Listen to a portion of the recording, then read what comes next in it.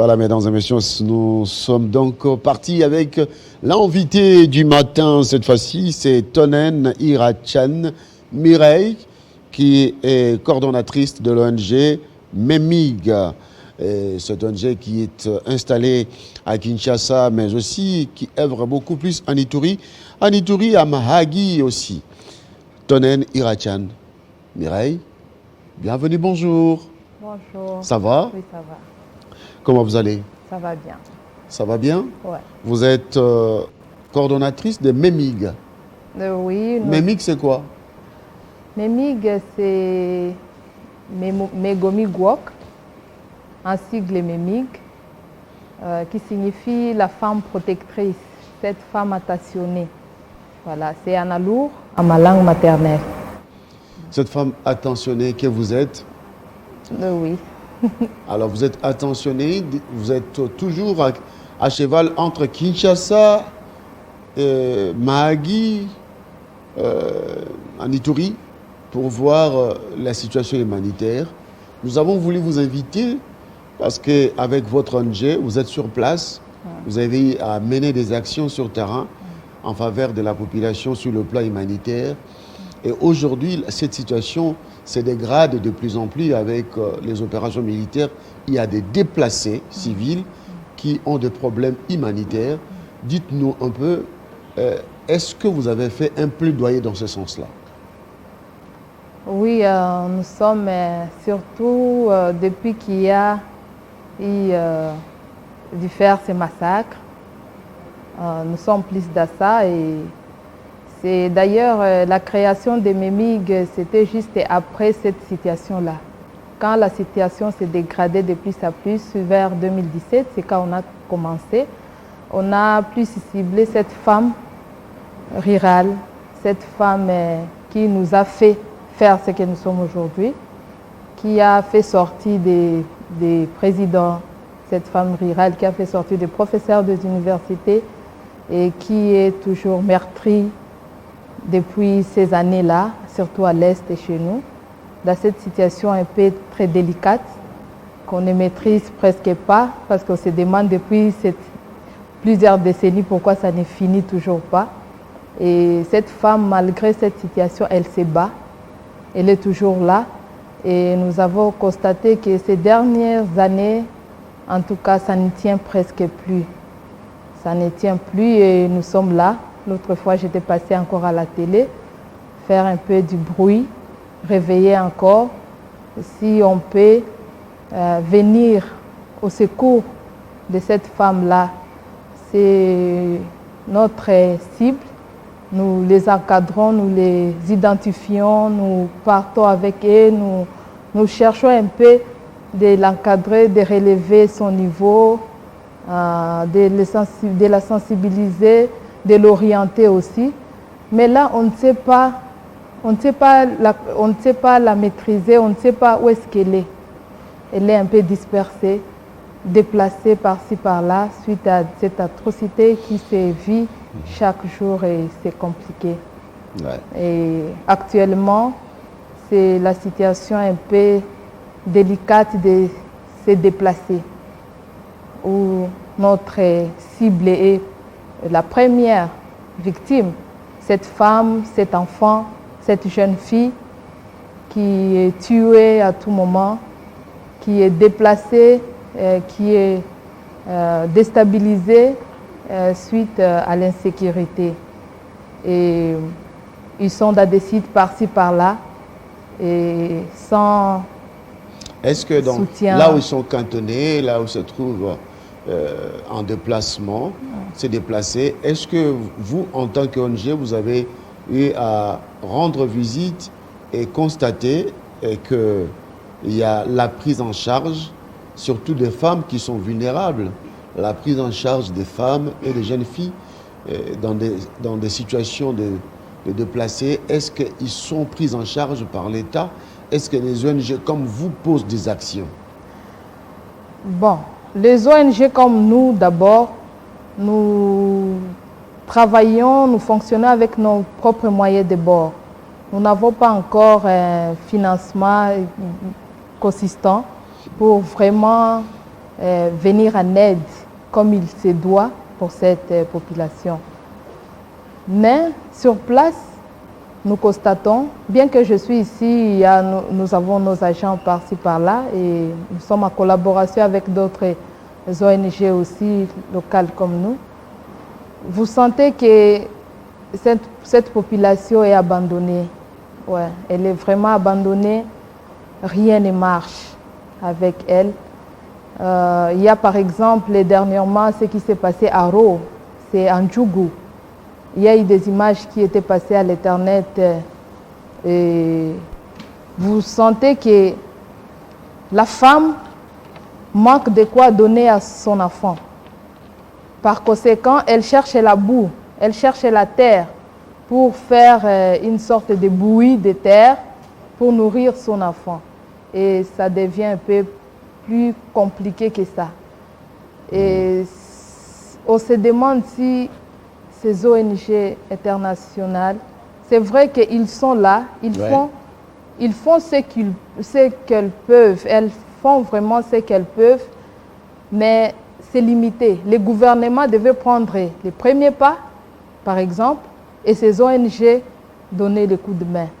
Peut-être avec ça, on pourrait ressentir vraiment cet impact dans la population. Mais comme le gouvernement jusque-là, sur le plan humanitaire, n'intervient pas et vous sentez qu'il y a un problème sérieux. Ça vous tient à cœur et vous avez voulu parler de ça pour que les autorités comprennent qu'il y a urgence dans les camps de déplacés, surtout pour les femmes, pour leur prise en charge. Et sinon, ce sont des personnes qui sont livrées à eux-mêmes. Ce sont les personnes qui sont livrées à eux-mêmes. Et vous voyez même les conséquences sur les enfants. La malnutrition avec un taux élevé aigu, manifeste du premier degré. Vous le voyez à l'œil nu qu'ici, la vie n'existe plus. Ce n'est que le souffle là qui fait que les gens vivent encore. Sinon, il n'y a rien. Parce qu'il n'y a pas à manger, il n'y a pas à manger, il n'y a pas à boire. Dormir, c'est encore difficile. C'est difficile. Il y a beaucoup de sites, c'est vrai, de déplacés, que les ONG internationales s'efforcent à faire quelque chose. Mais il y a aussi des déplacés internes dans des maisons, dans des familles d'accueil qui viennent, ils gonflent le nombre de la famille et puis ça rend encore la vie plus difficile. Vous allez trouver aussi qu'il y a des déplacés dans des écoles, dans des églises, qui sont abandonnés à leur triste sort. Ils doivent se chercher et c'est compliqué parce qu'ils sont déplacés, ils ont quitté leur champ, ils ont quitté leur production, ils sont là quelque part et en train de se quémander plutôt. Par exemple, à Ville de Bunia, vous allez trouver qu'il y a beaucoup plus de quémandeurs, voilà, de ces gens-là qui demandent, donnez, ça y dit, il y a des choses pareilles. Et c'est compliqué. Et ça passe sous les yeux du gouvernement et ça fait mal. Qu'est-ce que vous demandez pour qu'il y ait changement? Nous demandons au gouvernement de faire quelque chose sur le plan humanitaire. Sur le plan jusque-là, social, rien n'est fait. Rien n'est fait. La prise à charge de se déplacer. C'est vrai que les gouvernements... Il y a le ministère des Affaires humanitaires. Oui, et social aussi, il y en a. Il y a des...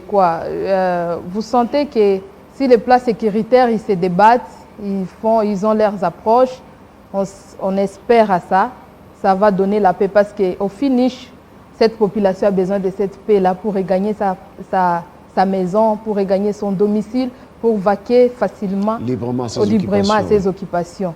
Au finish, c'est ça. Mais pour le moment, en attendant que cette situation redevienne à la normale, on a besoin vraiment de l'implication du gouvernement, surtout sur le plan social. Pratiquement, concrètement, il faut qu'il mène quelques actions d'aide, d'assistance. C'est comme ces gens-là qui sont par exemple délogés. L'autre fois, dernièrement, chez moi, on a connu cette situation, c'était à Amé. J'étais d'ailleurs venue ici parce que c'était tellement pénible. Dès lors, la population n'est pas encore rentrée, hein? N'a pas encore regagné son milieu suite à cette terreur-là qu'elle avait subie. Alors, le dimanche dernier, je salue d'ailleurs et je remercie notre évêque, Monseigneur de Mahaguinyoka, qui avait fait la messe, il avait dit la messe dimanche dernier, le 9 janvier. Dans cette partie-là, à présence de Sa Majesté le chef de cette chefferie de Djoukot, pour essayer de demander aux gens de les soutenir, de les moraliser à regagner leur domicile. Bien qu'il y avait un cursus et c'était passé, mais les gens étaient restés sous cette psychose-là, n'avaient jamais regagné. On a même renforcé avec la sécurité, on a renforcé avec des militaires pour essayer de donner à la population cette confiance de regagner chez elle. Mais quelque part, concrètement, elle va rentrer comment? Elle a perdu des maisons. Vous voyez? Il n'y a pas d'accompagnement, non? Il fallait qu'il y ait accompagnement maintenant, que le gouvernement accompagne cette population à regagner chez... Parce que les maisons ont été brûlées par le... Perte de biens, perte de beaucoup de trucs. Alors, si le gouvernement peut-être avait pris cette initiative d'aider toute cette population-là de l'Ituri qui devrait regagner chez elle, à l'accompagner, à l'assister, tant soit peu, ça va aussi mobiliser les gens à regagner. Mais les laisser comme ça, venez les moraliser à regagner. Donc pour vous, vous pensez qu'il faut une action nationale, de solidarité nationale pour l'Ituri, comme on a fait pour d'autres, à l'époque on a fait pour Goma, on a fait pour Bukavu. Aujourd'hui, la situation est tellement grave qu'il faut une participation nationale, qui est même des appels de fonds, qui est cette action de solidarité, de biens, des habits, pour permettre à ses compatriotes de pouvoir avoir ne fût-ce que le minimum vital. Exactement. Parce que moi, je me dis souvent, surtout avec nos ONG, je m'excuse qu'elles ne me prennent pas mal, mais internationales, là, quand il y a eu catastrophe au Nord Kivu, naturelle, à Goma, c'est vrai qu'ils ont toujours leurs allocations, soi-disant, qu'ils ont leurs allocations destinées à ça ou à ça ou à ça. Mais quand il y a eu catastrophe naturelle à Goma, on les avait vus agiter. Ils ont créé des fonds pour assister, pour venir en aide à cette population. Mais depuis qu'il y a eu des histoires en Ituri, on ne voit pas. On ne voit pas cette agitation-là pour aider cette population. On ne voit pas cette agitation-là pour soutenir, pour venir en aide à cette population. Alors, nous voulons aussi voir, le gouvernement d'ailleurs, le gouvernement aussi était vraiment agité, ils ont fait des déplacements, ils ont amené des histoires, ils ont fait des bruits pour assister cette population. Mais chez nous, on ne voit pas ça. Et c'est la population qui est en train de mourir chaque jour de faim, qui est en train de succomber, surtout des... Donc il n'y a pas cette mobilisation des ONG comme comparaison n'est pas raison. Est-ce qu'il y a de l'importance pour Goma moins que l'Ituri? Qu'est-ce qui ne va pas? Vous pensez qu'il y a discrimination? Nous pensons qu'il y a délaissement seulement. On nous délaisse, on se dit peut-être, moi c'est ce qui me choque souvent, c'est de voir qu'on se dit qu'on est en train de s'entretuer entre nous. C'est nous-mêmes qui s'entretuons entre frères et sœurs. Et c'est choquant. C'est choquant.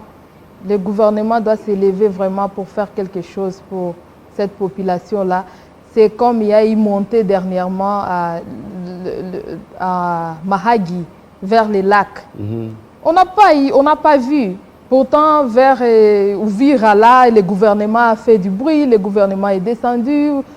Avec les volcans, on voit des histoires. Mais il y a aussi l'implication des leaders d'opinion tels que les députés nationaux qui doivent aussi mobiliser pour que l'opinion nationale puisse se rendre compte de la gravité de la situation. Ils ont fait ça. Ils ont fait ça. C'est passé même dans des médias. Nos députés qui ont fait du bruit pour cette montée. On a vu comment l'hôpital a été emporté, submergé par l'eau. Mais jusqu'à là, ce sont les ONG qui se débattent pour faire quelque chose. Mais l'implication personnelle du gouvernement, on n'a pas vu. Ça fait mal. Ça fait très mal. On se sent délaissé. Pour vous dire vrai, l'Ituri est vraiment délaissé. Il y a eu des victimes des volcans. On leur a construit tant soit peu, mais on a fait quand même, le gouvernement a fait quelque chose. Mais chez nous, rien. Et c'est ce qui nous frustre davantage. Alors, on a besoin, si nous sommes là, c'est pour faire quelque chose pour ces femmes-là qui meurent chaque jour. Et chez nous, chose grave, il y a des pertes de vie. Ce n'est pas comme les volcans. Les volcans, vous pouvez prendre même votre petit sac et quitter calmement et partir. Mais le truc de guerre, c'est compliqué. Vous avez perte de vie. Vous perdez votre papa, vous avez votre maman. Vous perdez votre maman, vous avez votre papa. Et vous perdez, par exemple, on voit des images. Il y a des enfants qui perdent et parents, et les mains, et tout, et qui sont restés là, hein, à la merci.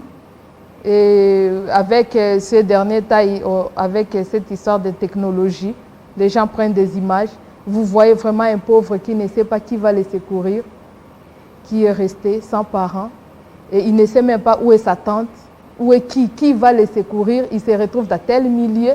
Et si le gouvernement était présent, des enfants pareils seraient plus protégés, plus assistés, tant soit peu. Alors, nous interpellons donc le ministre Mothinga Mutshai, qui est ministre des Affaires sociales, de pouvoir faire quelque chose au regard de ce que dit Madame Mireille, qui est Madame Mireille Irachan, qui est coordonnatrice de l'ONG MEMIG, située en Ituri, à Mahagi. Il faut que l'État congolais puisse descendre de ses côtés, avec un peu de l'aide, parce que ce sont des Congolais. Oui, il y a l'état de siège, les opérations militaires continuent, mais au-delà de ça, il faut prendre en charge ces enfants, ce maman, ces orphelins qui sont restés sans parents et ils ont besoin de vivre. Ils doivent vivre parce que ce sont des Congolais. On ne doit pas les laisser abandonner à leur triste sort, qui trouvent la mort dans des conditions peu recommandables. Non. Que cela soit vraiment une interpellation, le plaidoyer de Mireille puisse réellement atteindre vos oreilles et que quelque chose soit fait dans ce sens-là, parce que nous avons reçu aussi sur ce plateau l'honorable Foura qui a crié, qui a parlé pour la situation humanitaire. En tout cas, aujourd'hui, nous avons le plaisir donc de recevoir Ntonene Irachan, Mireille qui en parle encore. Et alors, une forte agglomération de déplacés se trouve dans quelle partie de l'Ituri? À Djougou, à Irumu, à Mahagi, ou c'est ailleurs? C'est un peu partout. On a 5 territoires et c'est dans ces 5 qu'il y en a vraiment beaucoup. Surtout à Djougou-Yana. À Djougou, on voit Ndrodro, Voiro, à Mambasa, à Nirumu, à Mahagi. Il y a plein vraiment de camps de déplacés là-bas. Il y en a plein. Chez moi, d'abord à Mahagi, dernièrement dans ma chefferie, il y a eu des déplacés à Dama, dans ma chefferie. Et curieusement, le vent est venu comme le malheur ne vient jamais seul, dit-on, a emporté la toiture de l'école où le jet s'est déplacé. Pourtant, c'est une zone où il pleut presque chaque jour. Alors, est-ce que cette situation, comment vivent les communautés? Est-ce que les communautés sont en union, en paix, ou la situation des déplacés est causée par le manque de collaboration des communautés? Bon, les déplacés sont des victimes. Et ces communautés aussi sont des victimes. Toutes ces communautés de l'Ituri aussi sont des victimes. parce qu'il s'est dit qu'il y a un tel groupe de milices, c'est tel groupe de milices qui s'attaque à la population au lieu de s'attaquer à l'armée qui est là, par exemple. Et cette paisible population qui est chez lui, qui est chez elle plutôt, et qui passe la journée, entre et ferme sa maison normalement la nuit pour se reposer, et vers 4 heures du matin, il y a un groupe d'ennemis qui entre, qui saccage, qui massacre, qui tue, qui fait, et sauf qui peut se sauver. Et à ce temps-là, vous allez dire qui collabore, qui ne collabore pas contre. Voilà. Vous voyez, toute la population de l'Ituri est meurtrie. Elle est vraiment meurtrie. Il n'y a personne qui vit en paix. Alors, c'est vrai qu'il y a beaucoup d'approches ces derniers temps pour rechercher un peu, pour voir s'il y aura la paix. Et d'ailleurs, on encourage toute la population et même ces groupes-là de milices à s'associer, à essayer quand même d'apporter le peu qu'ils peuvent pour qu'il y ait réellement cette paix-là. Voilà, c'est d'assez soucier. Je crois que l'Ituri est fatigué. Ils vont le faire, on va le faire, mais dire que telle communauté est mieux que l'autre, c'est vraiment faux. Parce que même l'activité commerciale, disons pour ceux qui sont bien, qui sont mieux placés. Parlons d'abord pour ceux qui sont mieux placés, qui ont leur argent, qui sont presque en ville, pas dans des périphéries où il y a des incursions à tout moment. Ceux-là aussi ne sont pas à l'aise parce qu'ils ne peuvent pas pratiquer leur activité commerciale normalement. Ils vont passer par où? C'est chaque jour qu'on est en train de faire des interruptions au niveau des routes nationales, ou voilà, des coupeurs de routes et qu'on sort, et aussi ne sont pas à l'aise. Alors dire que tel est bien par rapport à tel en Ituri, je ne crois pas. Non. Merci beaucoup, Tonone, pour ce plaidoyer en faveur des déplacés. La situation humanitaire est très, très au rabais en Ituri. Il faudra donc une action d'urgence de la part des autorités congolaises. C'est ça votre plaidoyer? Oui, que le gouvernement fasse quelque chose. Nous remercions le chef de l'État pour tout ce qu'il est en train de faire. Et nous savons que ça va produire quelque chose. Nous avons vraiment l'espoir. Nous, la population, nous avons vraiment l'espoir que ça va produire quelque chose. Et même ces tireurs de ficelles, en tout cas, s'ils peuvent arriver à leur fin et mettre fin à cette histoire, ça va vraiment nous soulager. Et aussi, nous voyons beaucoup de fondations être agitées pour mener des actions dans telle ou telle contrée, là où il y a eu tel ou tel problème. Nous avons besoin aussi de ces fondations-là que nous connaissons.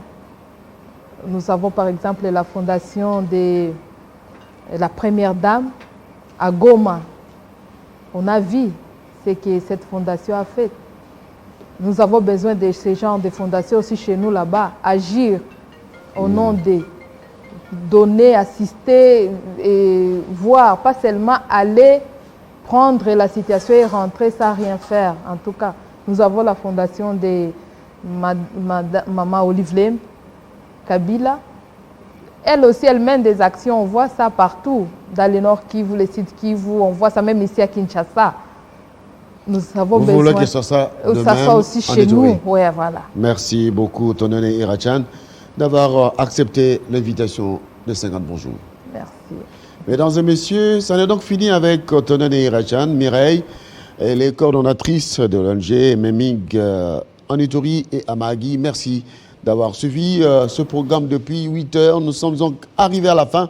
Restez en compagnie des programmes de Télé 50. Je vous retrouve demain le matin dans ce programme matinal. En attendant, restez en bonne santé. Que Dieu vous bénisse, que Dieu vous protège et que Dieu protège la République démocratique du Congo. Au revoir.